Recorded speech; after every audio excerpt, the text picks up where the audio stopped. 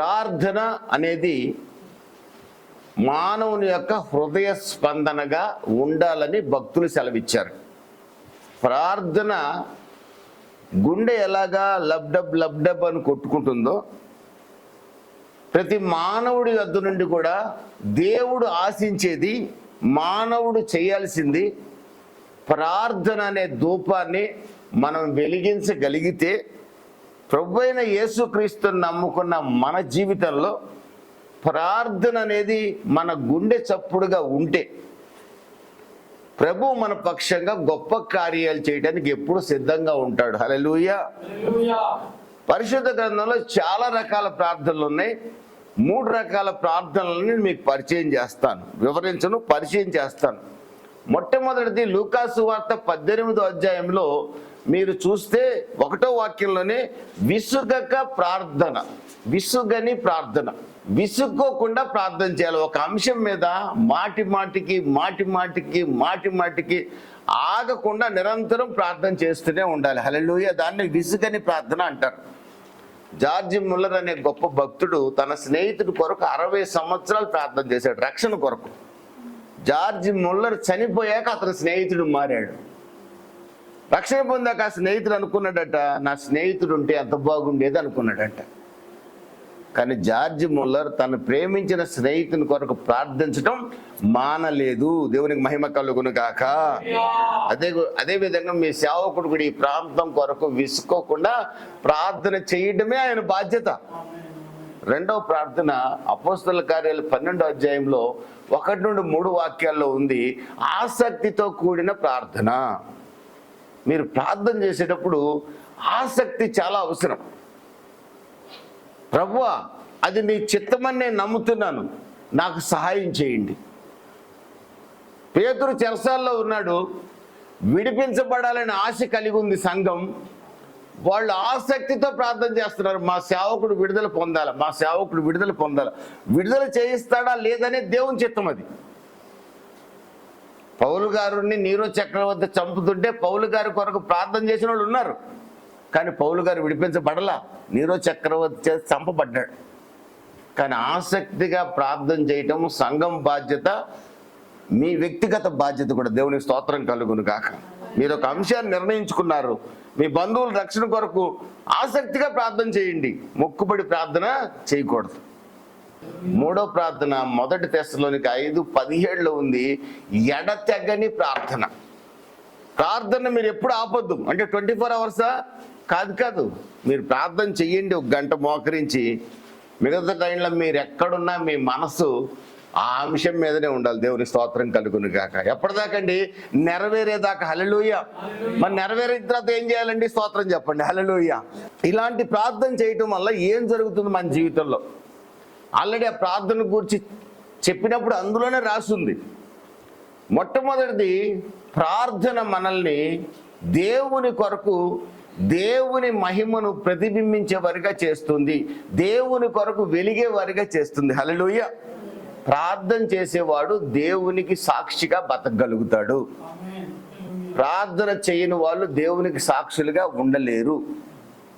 మీరు నేను 1 కొరింథీ 10:31 ప్రకారం భోజనము చేసినను పానము చేసినను దేవుణ్ణి ఘనపరిచే వారిగా ఉండాలంటే, మనం భోజనం చేసినా పానం చేసినా దేవుణ్ణి ఘనపరిచే వారిగా ఉండాలంటే, అంటే మన జీవితం ద్వారా ఎప్పుడు నిరంతరం దేవుడు ఘనపరచబడాలి అంటే మనం ప్రార్థన చేసేవారిగా ఉండాలి. అప్పుడే దేవుడు ఘనపరచబడతాడు. మనం ప్రార్థనలో తగ్గిపోయినప్పుడు మన ద్వారా దేవుడు ఘనపరచబడడు, మన ద్వారా దేవుడు అవమానపరచబడతాడు.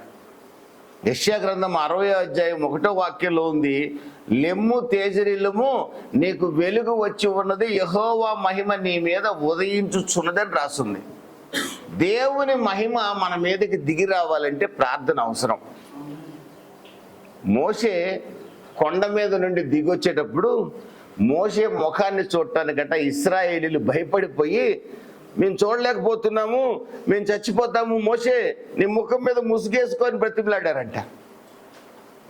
40 రోజుల ప్రార్థన మోషే ముఖాన్ని వెలిగించింది. దేవునికి స్తోత్రం కలుగును గాక.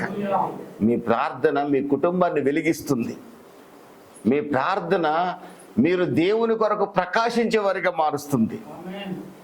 మీ ప్రార్థన ఫిలిప్పీలకు రాసిన పత్రిక 2వ అధ్యాయము 15-16 వాక్యాల ప్రకారం మూర్ఖులైన వక్రజనం మధ్య జ్యోతులుగా వెలిగేటట్టుగా చేస్తుంది. హల్లెలూయా. నాకు మీ సేవకుడు చెప్పినట్టుగా మీరు ప్రార్థనా పరులైతే మీరు ఎక్కడ అడుగుపెట్టినా ధైర్యంగా ప్రభువుని గురించి మాట్లాడగలుగుతారు. మీ బంధువులతో మాట్లాడగలుగుతారు, స్నేహితులతో మాట్లాడగలుగుతారు. మీరు ప్రార్థనా పరులైతే మీరు ఎవరితో రాజీ పడరు. మీరు ప్రార్థనా పరులైతే మా దేవుణ్ణి తప్ప మేము దేనిని ఘనపరచమంటారు. మీరు ప్రార్థనా పరులైతే మాత్రమే సాతానుని జయించగలుగుతారు, లోకాన్ని జయించగలుగుతారు. మా అన్న కదా వాడు చెప్పినట్టు చేద్దాంలే అనుకోరు. మా బావ కదా చేయకపోతే అలుగుతాడేమో అనుకోరు. ద్వేషించబడుతున్న రాజీ లేకుండా క్రీస్తు కొరకు బతికిన వాళ్ళు ఉన్నారు. దేవుని మహిమ కలుగును గాక. నా తండ్రి గారు చనిపోయి తలకొరివి పెట్టాల్సిన పెద్ద కొడుకుని నేను, బంధువులందరూ వచ్చారు పెట్టమన్నారు నన్ను.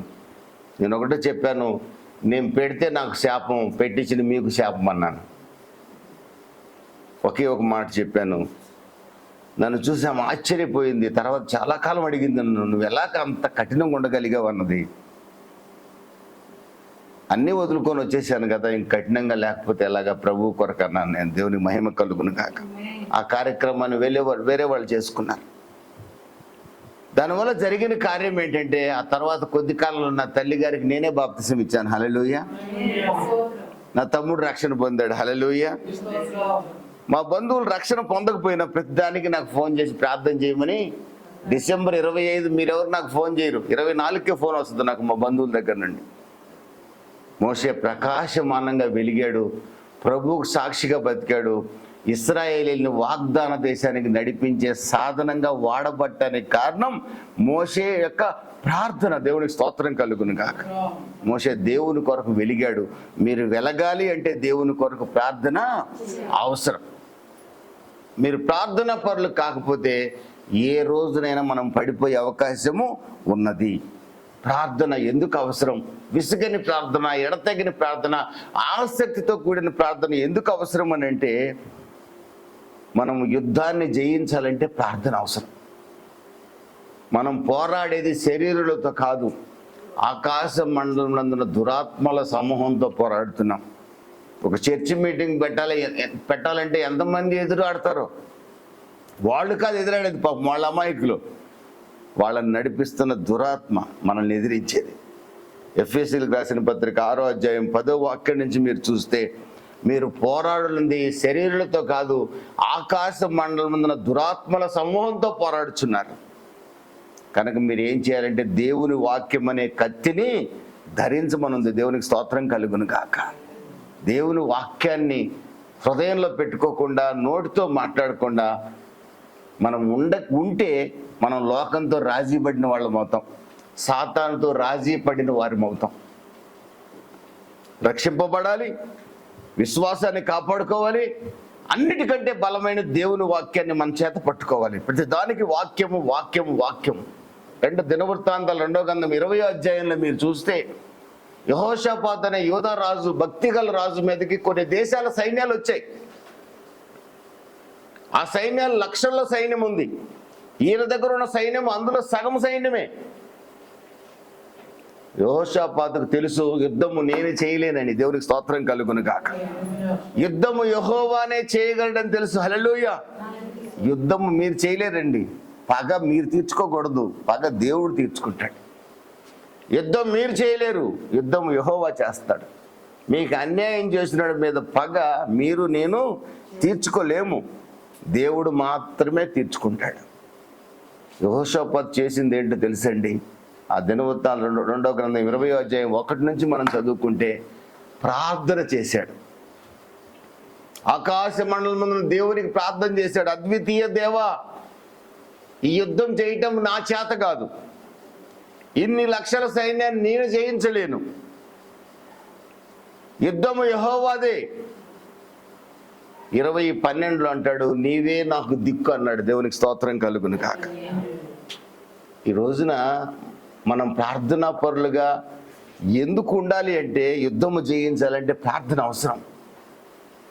ఆ ప్రార్థనలో ప్రభువుకు మనం మొరపెట్టే విధానం ఎలా ఉండాలంటే, నీవే నా బిడ్డల్ని మార్చడానికి సహాయం చేయగలవయ్యా, నా కుటుంబ పక్షంగా కార్యం చేయగలిగిన వాడు నీవేనయ్యా, నీవే నాకు దిక్కని మొరపెట్టగలిగితే, ఆ తర్వాత యెహోషాపాతు యుద్ధ రంగానికి బయలుదేరాడు. కత్తులు, కర్రలు, బాణాలు ఏమి లేకుండా బయలుదేరాడు. స్తోత్రాలు చెప్తూ బయలుదేరాడు. చప్పట్లు కొట్టి ప్రభు నామాన్ని కనపరుస్తున్నాడు. హల్లెలూయా. ఎరికో కోట గోడ చుట్టూ 7వ రోజున 7 సార్లు తిరిగి ఒక్కసారి స్తోత్రాలు చెప్పగా ఎరికో గోడల్ని కూల్చిన దేవుడు యెహోషాపాతు అతని సైన్యం, నీ కృప నిత్యం ఉండును గాక, నీ కృప నిరంతరం ఉండును గాక, నీ కృప నిరంతరం ఉండును గాక, నీ కృప నిరంతరం ఉండును గాక. ఇదే ప్రార్థన, ఇదే స్తోత్రం. చుట్టుపక్కల నాలాంటి వాళ్ళందరూ చూసి నవ్వుకున్నారు. ఇతనేంట్రా యుద్ధానికి పోతా, కత్తి లేదు, కర్ర లేదు, బాణం లేదు, స్తోత్రం స్తోత్రం అనుకుంటూ పోతున్నాడు. ఆ బుద్ధి లేని వాళ్ళకి తెలియదు, స్తోత్రాలు దుర్గాలను పడగొడతాయని. దేవునికి స్తోత్రం కలుగును గాక. స్తోత్రాలు ఎరికో కోట గోడలు కూల్చాయన్న సంగతి వాళ్ళకి తెలియదు. స్తోత్రాలు సాతాను శక్తుల్ని వణికిస్తాయని తెలియదు. స్తోత్రాలు చీకట్లో ఉన్న కుటుంబాలను విడిపిస్తాయి. హల్లెలూయా. స్తోత్రాలు మన కుటుంబంలో ఉన్న చీకటిని పారదోలుతాయి. ఒక కుటుంబంలో నిజంగా రక్షణ పొందిన వ్యక్తి స్తోత్రాలు చెప్పడం ప్రారంభిస్తే ఆ కుటుంబంలోని చీకటి తట్టుకోలేక ఒక రోజున పరారై పారిపోద్ది. దేవుని స్తోత్రం కలుగునుగా. స్తోత్రాల్లో ఉన్న శక్తి తెలియక వాళ్ళు ఆ మాట మాట్లాడారు. యుద్ధరంగానికి వెళ్తే శత్రువులు తమలో తామే పొడుచుకొని చనిపోయారు. యెహోషాపాతు తాను గెలిచిన ఆ లోయకి స్తుతి లోయ అని పేరు పెట్టుకున్నాడు, బెరాకా లోయ అని పేరు పెట్టుకున్నాడు. నీ జీవితంలో, నా జీవితంలో ప్రార్థన, మనం ఏ యుద్ధంలో ఉన్నామో ప్రతిరోజు మనకి యుద్ధమే. అపవాది గర్జించమలే ఎవరిని మెంగుదునా అని తిరుగుతున్నాడు. ఈ అపవాదికి దొరకకుండా మనం భక్తిని కాపాడుకోవాలంటే ప్రతిరోజు యుద్ధం చేయాలి. లేకపోతే నీ ఇంట్లోనే బయలుదేరతాడు నీ కొడుకే.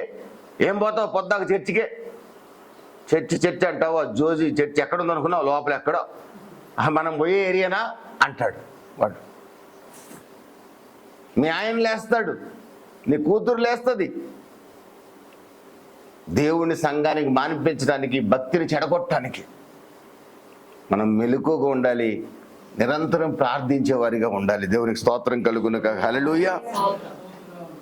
మూడో విషయం, మన కుటుంబ ప్రాకారాలు కట్టుకోవాలంటే ప్రార్థన అవసరం. మన కుటుంబ ప్రాకారాలు కట్టబడాలి అంటే ప్రార్థన అవసరం. ఎప్పుడైనా గమనించండి, ఇంటికి ప్రాకారం, కాంపౌండ్ వాళ్ళు కట్టుకునేది దేనికి? కుక్కలు రాకుండా ఉండటం కోసం. దానికి ఒక గేటు కూడా పెట్టుకుంటాం, దున్నలు రాకుండా, పందులు రాకుండా ఉండటం కోసం. ఇంకా సన్నటి గేటు పెట్టుకుంటాం, ఇంత దగ్గరగా, ఎందుకు? పిల్లు కూడా రాకుండా ఉండటం కోసం. పిల్లి దూకొస్తుంది అనుకోండి, అది వేరే సంగతి.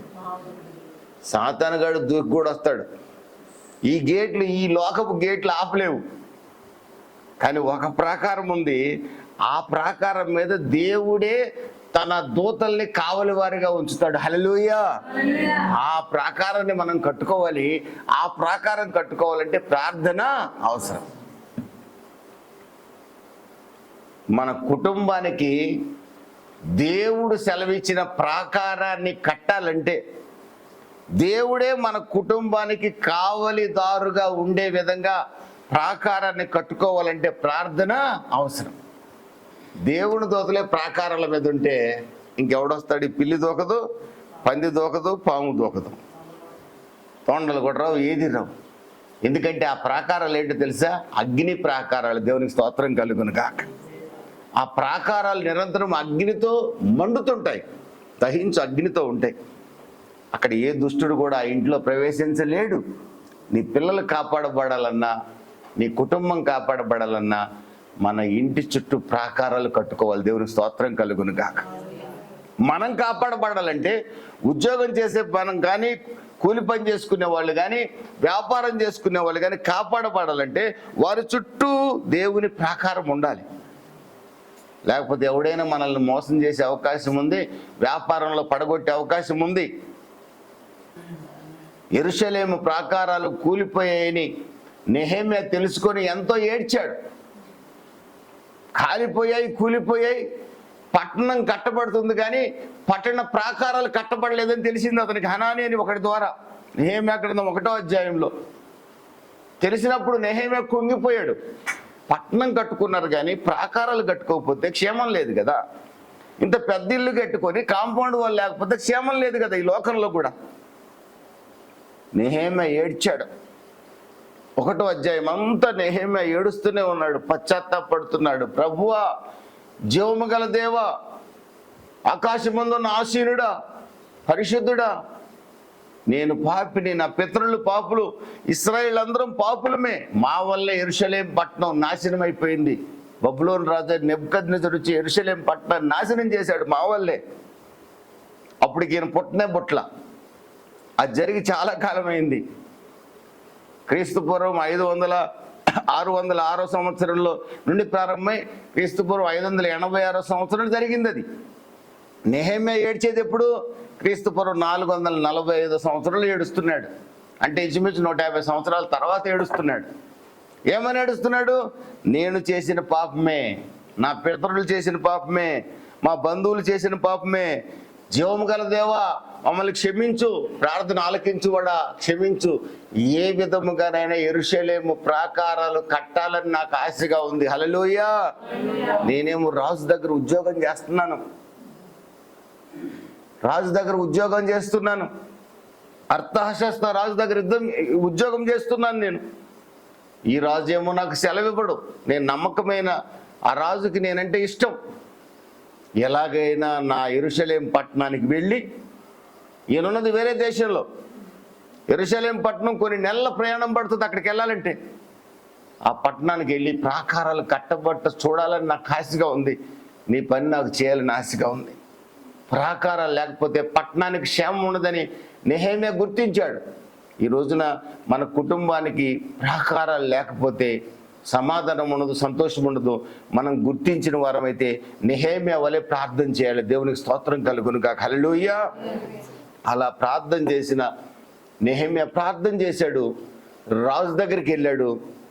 రాజు గారికి దేవుడు నెహెమ్యా మీద దయ పుట్టేటట్టుగా చేశాడు. దేవునికి స్తోత్రం కలుగును గాక. మనం చేసే ప్రార్థన ఎదుటి మనిషికి మన మీద దయ కలిగిస్తుంది. హల్లెలూయా. ఆ విధవరాలి ప్రార్థన అన్యాయస్తుడైన, అనీతిపరుడైన న్యాయాధిపతికి ఆమె మీద దయ పుట్టినట్టుగా చేసింది. మనుషుల హృదయాలు మార్చగలిగిన వాడు జీవము గల దేవుడు. దేవునికి స్తోత్రం కలుగును కాక. ప్రియమైన దేవుని బిడ్డలారా, ఆ రాజు దయ చూపించాడు. నెహెమ్యా, ఎందుకు దిగులు పడుతున్నావు? అయ్యా, నా దేవుని పట్టణ ప్రాకారాలు పాడైపోయి ఉండగా నేను దిగులుగా ఉండకుండా ఎలా ఉండగలనయ్యా? ఏం చేయమంటావు? నీకేం కావాలి? కొన్ని నెలలు నన్ను యెరూషలేము పట్టణానికి పంపించండి. కొన్ని రోజులే అడిగాడు ఆయన, నెలలు కూడా కాదు, కొన్ని రోజులే అడిగాడు, నన్ను పంపించండి. నేను ప్రాకారాలు కట్టుకొని తిరిగి వస్తాను, నా దేవుని పట్టణ ప్రాకారాలు కట్టి తిరిగి వస్తాను. వెంటనే రాజు నెహెమ్యాను ఆ ప్రాంతానికి గవర్నర్గా నియమించడమే కాకుండా ప్రాకారాలు కట్టడానికి కావలసిన ధనాన్ని కూడా ఇచ్చి, రాజే స్వయంగా అన్యుడైన రాజు యెరూషలేము పట్టణానికి నెహెమ్యాను పంపించాడు. దేవునికి స్తోత్రం కలుగును గాక. హల్లెలూయా. మీ కుటుంబాన్ని కట్టుకోవాలని ఆశ ఉన్నా, మీ వ్యక్తిగత జీవితాలు కట్టుకోవాలని ఆశ ఉన్నా, నా పాపం వల్లే నా పరిస్థితులు ఇలా ఉన్నాయి ప్రభువా, నా ఆరోగ్యమైన, నా పిల్లలైనా, వారి కుటుంబాలైనా నా పాపం వల్ల ఈ స్థితిలో ఉన్నాయని ఏ తండ్రి తల్లి అయితే ఒప్పుకొని కన్నీరు విడవగలుగుతారో ఖచ్చితంగా వారి కుటుంబ ప్రాకారాలను నా దేవుడు కట్టి తీరుతాడు. ఆ ప్రాకారాల మీద దేవుడు తన కావలి వారిని ఉంచుతాడు. ఆ ప్రాకారాల్లో ఉన్న వారికి నెమ్మది కలుగుతుంది. దేవుని స్తోత్రం కలుగును గాక. యెరూషలేమా, నీ ప్రాకారాలలో నెమ్మది కలుగును గాక. యెరూషలేమా, నీ ప్రాకారాల మీద నేను కావలి వారిని ఉంచి ఉన్నాను అంటున్నాడు ప్రభు. దేవుని మహిమ కలుగును గాక. ప్రియమైన వారలారా, నెహెమ్యా వెళ్ళాడు. 4వ అధ్యాయంలో నెహెమ్యా ప్రాకారాలు కట్టడం 2వ అధ్యాయం నుండి ప్రారంభించాడు. 4వ అధ్యాయంలో శత్రువులు వచ్చారు. నెహెమ్యా గ్రంథం 4వ అధ్యాయంలో శత్రువులు వచ్చి కడుతున్న గోడను చూసి ఒక నక్క దూకితే ఈ గోడ మీద నుంచి గోడ దెబ్బకు పడిపోద్దని చెప్పి హేళన చేశారు. శత్రువులు వచ్చారు, నిరుత్సాహపరిచారు. మీరు ఏం కట్టినా ఉండదురా, ఈ గోడ పడిపోద్దురా, మీ వల్ల ఏవద్దురా యూదులారా, నీ కుటుంబం ఏం చేయగలుగుతుంది, నీ పిల్లలు చదవగలుగుతారా, నువ్వు ఇల్లు కట్టగలుగుతావా, నువ్వు వ్యాపారం చేయగలుగుతావా? హేళన చేసేవాళ్ళు చాలామంది ఉంటారు. నువ్వేంది సేవ చేసేది, నీకేమొచ్చా సేవ చేస్తావని హేళన చేసేవాళ్ళు చాలామంది ఉంటారు. నెహెమ్యా ఏం పట్టించుకోలే. ఒకడొచ్చి నక్క దూకిందంటే ఈ గోడ పడిపోద్ది అన్నాడు, నవ్వాడు. నెహెమ్యా కేవలం ప్రార్థన చేశాడు, ప్రభువా వారి మాటలన్నీ నువ్వు వింటున్నావు కదా అని ప్రార్థన చేశాడు. దేవుని స్తోత్రం కలుగునుగా. ఏం చేయలేక నెహెమ్యా గ్రంథం 6వ అధ్యాయంలో నెహెమ్యాని భయపెట్టి పారిపోయేటట్టు చేయాలనుకున్నారు. ఒక యాజకుడిని ఏర్పాటు చేసుకొని, నెహెమ్యా శత్రువులు నిన్ను చంపాలని వస్తున్నారు, మనం వెళ్ళి దేవాలయ గర్భగుడిలో దేవుని మందిరం లోపల దాక్కుందాం రా, దాక్కోపోతే వాళ్ళు చంపేస్తారు మనల్ని అన్నాడు. నెహెమ్యా ఒక్కటే ఆలోచించాడు, నేను మరణానికి భయపడొచ్చా? అర్తహషస్త రాజు యొక్క ఆజ్ఞ పొంది ఇంత దూరం వచ్చి యెరూషలేము పట్టణానికి వచ్చి నా దేవుని మందిర ప్రాకారాలు కట్టే నేను, నా దేవుని పట్టణ ప్రాకారాలు కట్టే నేను మనుషులకు భయపడవచ్చునా అని ఒక ఆలోచన చేశాడు. అపోస్తలుడైన పేతురు గారిని కూడా యేసు ప్రభుని ఎరగనని 3 సార్లు అబద్ధం ఆడాడు లూకా సువార్త 22వ అధ్యాయంలో. కానీ పశ్చాత్తాపడి తిరిగి ప్రభు పాదాల దగ్గరకు వచ్చాడు. ప్రభు ఆయన ఆత్మాభిషేక పూర్ణుడిగా చేశాడు. అపోస్తలుల కార్యాలు 2వ అధ్యాయంలో పరిశుద్ధాత్మ అభిషేకం ఆయనకి ఇచ్చాడు. ఆ అభిషేకంతో ఆయన ప్రసంగిస్తే 3000 మంది మారారు ఒకే ఒక రోజున. 4వ అధ్యాయంలో కొందరు పిలిచి యేసు నామాన్ని ఉచ్చాటన చేయకూడదు, యేసు నామాన్ని ప్రకటించకూడదు, చంపేస్తామన్నారు. ఒకప్పుడు అబద్ధం ఆడిన పేతురు మరలా అబద్ధం ఆడతాడు, మరలా భయపడతాడు అనుకున్నారు వాళ్ళు. నా ప్రియమైన దేవుని బిడ్డలారా, అపోస్తలుల కార్యాలు 4వ అధ్యాయం 20వ వాక్యంలో అంటాడు, నేను దేవుని మాట వినవలన మనుషుల మాట వినవలన, నేను పొరపాటును కూడా మనుషుల మాట వినను, నా ప్రాణం పోయినా నా దేవుని మాటనే వింటాను. చప్పట్లు కొట్టి ప్రభు నామాన్ని కనపరుస్తున్నా. దేవునికి స్తోత్రం కలుగును గాక. పేతురు దేవుని మాటను ధిక్కరించడానికి ఇష్టపడలా. నేను దేవుని మాటే వింటాను, దేవుని కొరకు ప్రాణం పెడతానన్నాడు. వారు కొట్టినా పేతురు దేవుడిని విడిచిపెట్టల. దేవునికి స్తోత్రం కలుగును గాక. ఏం జరిగింది తెలిసిండి? ఆ తర్వాత పేతురు గారు నడుస్తుంటే ఆయన నీడ పడితే రోగులు స్వస్థపరచబడ్డారు, ఆయన వస్త్రపు చెంగు తగిలితే రోగులు స్వస్థపరచబడ్డారు, ఆయన్ని ముట్టుకుంటే రోగులు స్వస్థపరచబడ్డారు. హల్లెలూయా.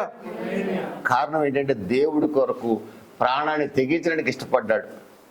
నా ప్రియమైన దేవుని బిడ్డలారా, దేవుడి కొరకు ప్రాణం పెట్టడానికి నిజంగా సిద్ధపడే సేవకుడు అడుగుపెట్టిన ప్రతి చోటు ప్రజలతో ప్రభు మాట్లాడతాడు. దేవునికి స్తోత్రం కలుగును గాక. రోజున మీ గుండెలు ఈ వాక్యం ద్వారా కదలకపోతే నేను ప్రభు కొరకు నిలబడే సాధనంగా ఉండటంలో ఫెయిల్ అయినట్టే లెక్క. నేను వెళ్ళిన చోట 100 మంది ఉంటే 10 మందితోనే ప్రభు మాట్లాడుతున్నాడు, మిగిలిన 90 మంది మరి వాళ్ళని ప్రభు తాకుతున్నాడు లేదో తెలియట్లేదు నాకు.